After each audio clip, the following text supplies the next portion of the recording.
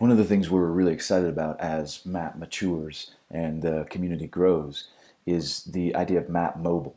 Here you'll see, this is my iPhone, and so I'm going to demo briefly some of the map features that are available in mobile applications. This happens to be iOS, Apple's mobile operating system, but these capabilities are there in Android and on other kinds of mobile devices like iPads and tablets and things of that sort.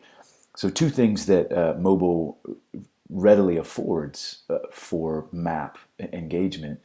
One is in areas of low internet connectivity where cellular infrastructure is more robust, map can be available. So you can participate in map communities and conversations and content, even if all you have is cellular access rather than an internet connection. Also, mobile applications are asking of us culturally to think more beyond text. Mobile applications are readily using image and video and audio as a way of engaging with one another, much more so than even the computing world is.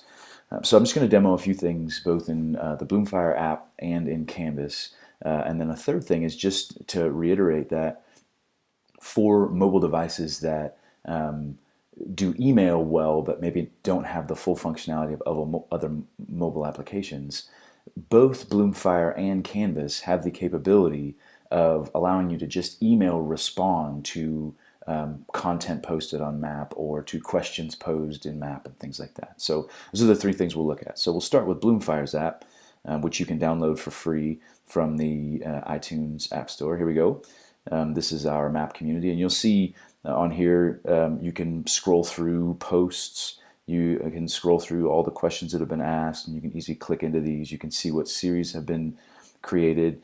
And again, map is very search driven on Bloomfire. So if you click on search and type in a search term like semiotics and hit search, it will return all content that has semiotics somewhere in its data set, whether it's a tag or title or description or something like that.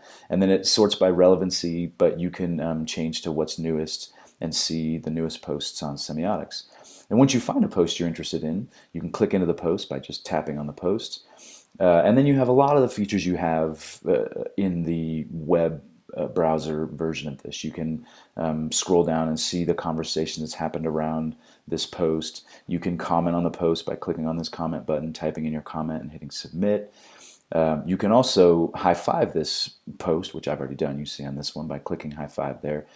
And then there's the stash feature. This is one of the big features we love about the Bloomfire's mobile app. The stash feature allows you to take a post and stash it away on your mobile device as a local copy for that post, so you can engage that. You can watch the post or read the post even when you're offline. So if I hit stash here, this post will go into my stash. If I go back to my home screen here, you'll see right under home there's the stash menu, and there all the things that I have stashed away are here. So if I'm in a place where I have good cellular connection, I can do some browsing and grab some materials, put them in my stash, and I can go back to somewhere farther out from the city or wherever, and I can look at these and read these and use Map even when I'm not online.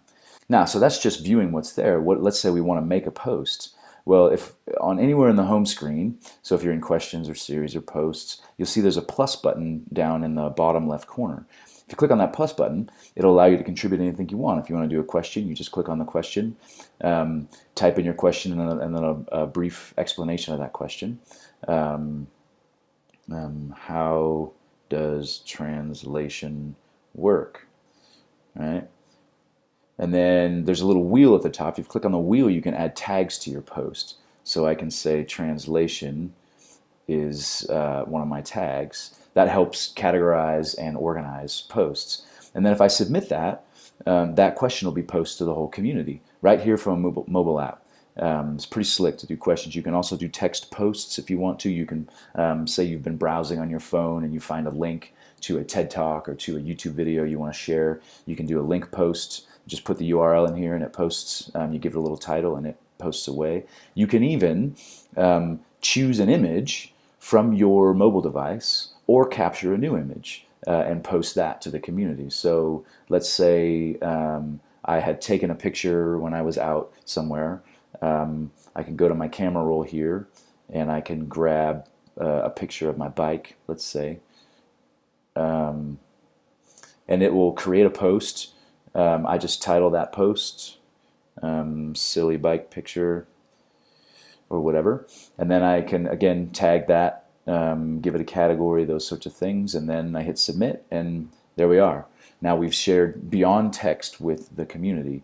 And you'll also see there's video here. You can actually create video of yourself or take a video of somebody performing a biblical text in a village or something like that, and then post that back to Map. So the multimedia capabilities are actually far more accessible in the mobile applications than they even are on a computer in the browser version of these things. As I mentioned earlier, Bloomfire and Canvas both have the capability of email exchange around posts and questions. So if your device has email capabilities, you'll know, as many of you know, you get lots of emails from the Map community when new questions or posts are delivered. And you'll see this is just in my email. So I could go over to the Map at Bloomfire mobile app and I could answer this question. Or each of these emails has a little tip in there. It says you can answer this question by replying to this email. So if I just hit reply, and if I just type in a reply to this email, it will then post a comment or an answer to that question. So testing email response. So if I push that to through my email, then that will go post a comment right to Andy's question in our community.